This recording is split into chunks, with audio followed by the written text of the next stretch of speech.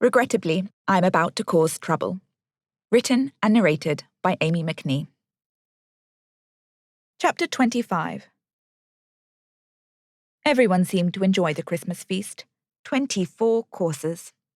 The entertainers were kept close at hand, moving from the King's Gallery to the secret back corridors that led to the kitchens. We were fed offcuts and leftovers. It was tradition for the court to provide more than enough food for the courtiers, so there was plenty left for the unseen underlings huddling essentially everywhere but under the tables with the dogs. I would have huddled under a table for a slice of the fruitcake at the end, though. Of course, that was the only one that had been entirely eaten. What I did eat was the following: a few spoonfuls of plum porridge, some beef broth with plum skins and spices. It was good. I had what I thought was some boar with mustard on top, which turned out to be mostly just mustard, and half an entire swan wing, all to myself. Rufus caught me nibbling on the bone. I was sitting in the corner in the King's Gallery. "Didn't want to share, huh?" he smirked. I handed him the gnawed dry bone with a big smile. He laughed. "How is your Yuletide going?" I asked. "Exhausting, as always." He sat down next to me, picking up the crystal ball and staring into it. "I feel as though I never left, and the apothecary was all a dream." I touched his knee and gently took the crystal ball out of his hands, rubbing off his fingerprint smudges with my skirts. "I'm here. It wasn't a dream." "You know he won't let me leave after this. I am returned property." "What?" "I can't come home with you." My whole body fused still. My bones had all melted into each other, and I was now stone. Forever? What was wrong with me? I had half my mind in the clouds with all this ridiculous courtly intrigue. I was spending all my time thinking about the dresses and the palace and how I looked and where my parents may or may not be, and all this time we were marching Rufus back to the king, his lost property, returned to him, by us. I stared at him. I was suddenly furious with Zita and Hildy. How could they not think of this? They were the old. They should have thought of this. Or maybe they had known. Then my anger moved to Rufus and I found my voice. "Why didn't you say something?" I hissed. He looked shocked at the venom in my voice. "I didn't know he wouldn't let you go." He opened his mouth to speak, but someone interrupted him. "Ready for madness, Maude?" It was William. The whole of the King's Gallery was abuzz with palace business, food being taken to and from, servants upon servants upon servants, not to mention all the guards, but William stood out. He was playing Captain Christmas. He had been harassing and frightening people all day, like a poltergeist with a festive edge. He was wearing a different outfit from his regular fool's garb, dressed entirely in green and wearing a horrifying mask that had distorted his nose so it squished back into his face like he had run into a wall. He was also wearing a wig, which looked a lot like my own hair, which was mildly offensive. He would be tired, what with the whole of his day rampaging about, shouting and violently brandishing his great big club. "Madness," I managed. "You haven't seen anything yet," he said, taking off his mask, and now somehow looking more ridiculous than just the wig. Is that what I look like all the time? "The sun has already set. The day is old. What more is there to come?" Rufus gave a dark chuckle. Zita and Hildy came out from the door behind us, giving me a fright. They looked dishevelled and bashful. "Christmas topping," William said matter-of-factly. "We're in the spirit," said Zita, just as sternly as she said anything else. "They're just clearing the last course. The mood is—" William looked to Rufus. "How would you say the mood is, reasonable?" It's fucked up," said Rufus, unblinking. "More than usual." Zita signed a version of the phrase, "it's fucked up," to Hildy, who pulled a face and then laid out her tarot. "We better be ready then." I sank back in my chair, a little afraid. I wonder if my mother was, as they say, fucked up. There was very little point in trying to read crystal balls or give actual charms to people as drunk as the courtiers in Henry Tudor's court on Christmas Day, 1535. It was like trying to read a 3-year-old's palm or give advice to Jimmy the cat. I was midway through trying to remove a whole adult man off my reading table when Jane the Fool came to fetch me. She didn't really say anything, she just took my hand and dragged me away. "Jane, there's a lord on my table, I just need to—" "He can have a nap," she said, smiling her soothing smile. "The king wants to see you." I felt the swan and the mustard congealing in my stomach as she walked me into the great hall. It was havoc. There were people trying to dance in the middle of the hall, but there were also people throwing up in the middle of the hall, and a small fisticuff was happening at the door. Jane, peacefully and temperately, wove me through the chaos and left me at the steps of the king and queen. The king was drunk, but not as drunk as his courtiers. The queen sat still, occasionally sipping her wine, serene as ever, cradling her tummy. "Wise woman, approach me." I walked towards them and curtsied. A table stood between us, littered with figs and other fruit. "Come around so you may look into my eyes." I looked to Anne, and she nodded softly, giving me permission.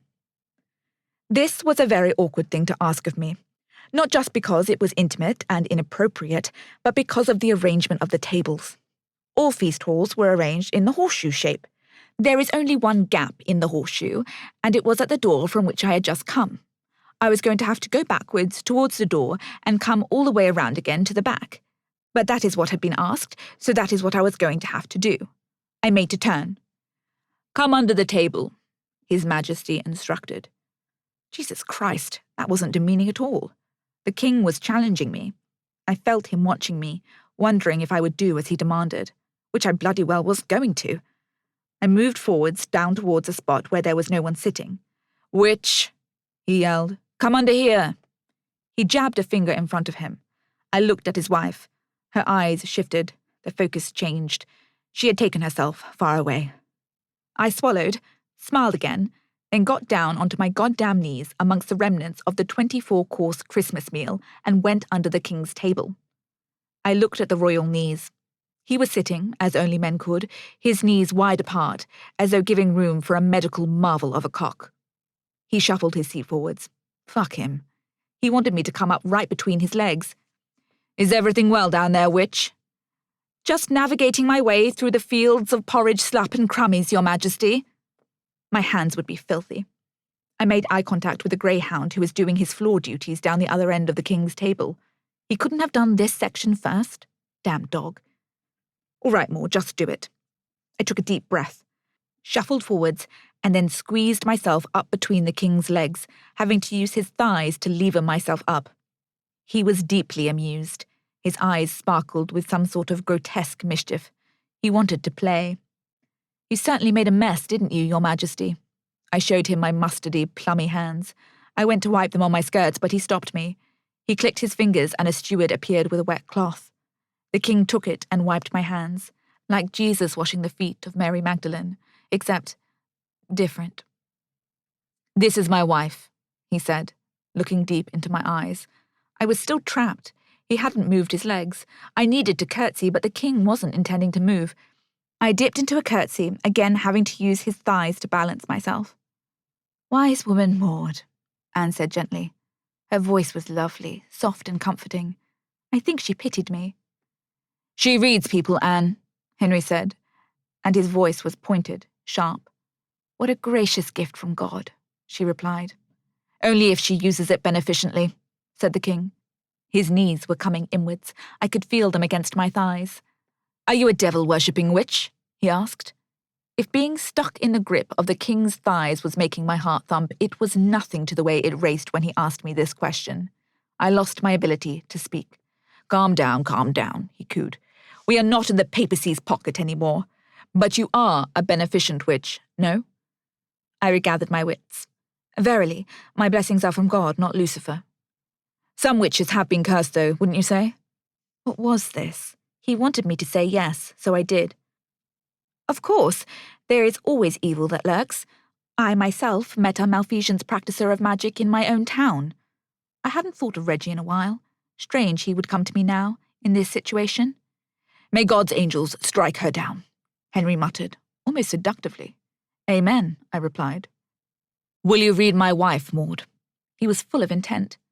"It would be an honour, Your Majesty." "She needs to touch you, Anne," he snapped. I had walked into a very complicated, very awkward personal argument, and I was being used as a weapon. He shuffled his chair, and I was finally free. I stepped out of his leggy prison and looked at his wife. "You will read my thoughts, good woman Maude?" she asked me. "Your emotions, your feelings." Her lips had tightened. Her eyes were intelligent. She knew what her husband was doing, even if I didn't. No doubt you will feel my festive spirit and my gratitude for my unborn babe. The king coughed. You may hold my hand, she conceded, giving me the tips of her gloved fingers. I took hold of them and felt her reluctance, her suspicion of her husband. I held the hand gently to me and looked into her eyes. She held my gaze, but I could tell it was an effort for her. Each moment passing, she fought not to look away. She was sad. That much was obvious. You didn't need to be a witch to see her grief. She was scared as well. I rubbed my thumb over the back of her hand, and she took a quick, frightened breath. My eyes shut, and I saw something, or knew something, a flash of truth known only to the Queen. Something was wrong with her babe. She had miscarried before. She knew what it was like. She knew the signs. I saw her fear, and I think she saw mine. I tried to search beyond her fear for something else, something I could tell Henry, something that wouldn't hurt her, or hurt me. I grasped her hands more firmly, and, to my surprise, she held my hand tighter too. I was holding hands with the Queen of England. I felt her power. She was masterful, this woman, perceiver of emotions, an empath not unlike me. I wondered if she were a witch. Her pupils dilated drastically. I let go of her hands, and my connection was broken. Well, said the king, impatiently. I shook my head, trying to compose myself. Your Majesty was right. I feel your Christmas cheer and the deep love for your baby you hold in your stomach. You didn't feel anything else? Henry snapped, angry. I searched my mind for something he might want to hear. It was complicated, what I felt.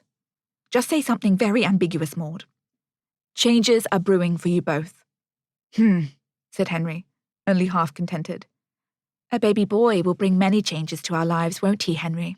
Anne said, her eyes watery. Henry didn't say a thing. I think I will go inspect the festivities, she finished. I was standing between their thrones. It was almost more awkward than being trapped against his crotch. Do what you want, he said, waving her away. She stood, and I made room for her, and her lady's maids followed as she walked through the hall. The candlelight sparkled against her beaded dress and bejewelled crown. I hadn't been excused, so I remained standing slightly behind his throne. He made a beckoning gesture with his hand, and I returned to his side. I know there is something you're not telling me. You saw something else. I want you as my confidant, witch. I see a great talent in you. I am never wrong about these sorts of things. I smiled and bowed my head. I will summon you tonight, and we will discuss what you saw further. You can leave for now. I bowed my head and left the hall, the long way around.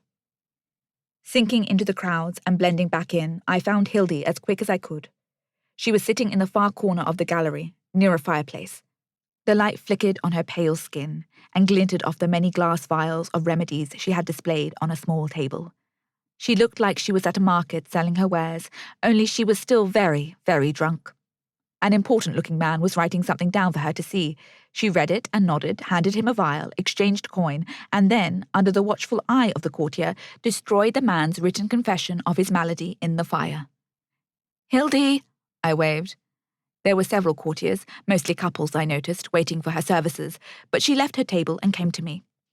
If one more person draws me a picture of a phallus, I swear. Maude, what's a foot? It was very hard to covertly tell Hildy things. Sign language seemed more obvious than English. Come here, she said, and we left through a tiny door into a small corridor. I just had to do a reading for the Queen, I said and signed. She nodded vigorously. I checked around me to make sure the secret hall was empty. Something is wrong with the baby, I signed. Hildy seemed to sober up. You saw this? I did. In your witch's eye? I nodded again. Your powers are strengthening, Maude. Hildy, I moaned, desperate for her to understand the gravity of the situation. She has miscarried many times before, Maude. It does not surprise me that she is losing this babe. Henry will not abide it. He will leave her after this. Do you know that? She asked. I think I see it,